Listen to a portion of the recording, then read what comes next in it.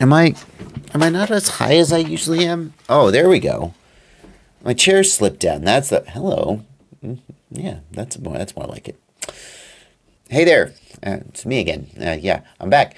I'm still recording videos about this FPV receiver testing that I did. There's a test that I left out of the original video. And some of you guys are asking, why didn't you do this one test? So since you asked, I'm going to show you the test. Here's what happened.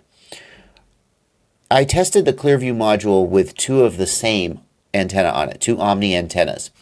And that's a little confusing if you think that Clearview is a diversity module. It's actually not. Now, the way a diversity module works is you got one antenna that's like a high gain patch antenna that's giving you lots of range and penetration off in that direction. And then another antenna that's like an Omni antenna giving you coverage sort of in all directions around you. And then the diversity module switches between them as need be.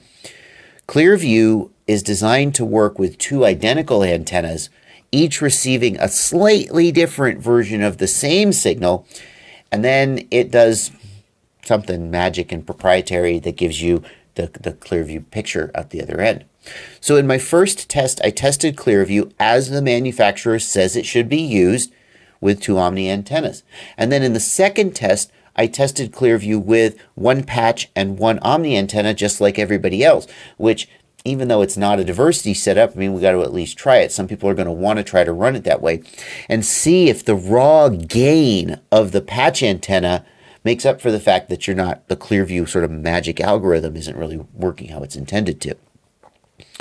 Well, the question you guys are asking is, what if you put two directional antennas, two patch antennas on the Clearview, so it gets both the raw gain and the magic algorithm? Wouldn't that be awesome? And in fact, I did that, and I'm going to show you those results in just a second. Why did I leave that out of the video, though? Because as I was editing, I thought, you know, it's not really fair to put two directional antennas on the Clearview. Shouldn't we put two directional antennas on the other guys? And I didn't have enough directional antennas to go around. I think the answer to that question is no, it's not unfair. And there's two answers to that. Well, number one, a diversity system, you put two directional antennas on it, it's not going to benefit because it'll only use one of them at a time, and they're both going to be picking up almost identical signals. So that's number one. And number two, that's not how manufacturers recommend that they be used. So in the same way that in the first test where the Clearview had two Omnis, it was at a little bit of a disadvantage and it had to make up the disadvantage with its Clearview magic.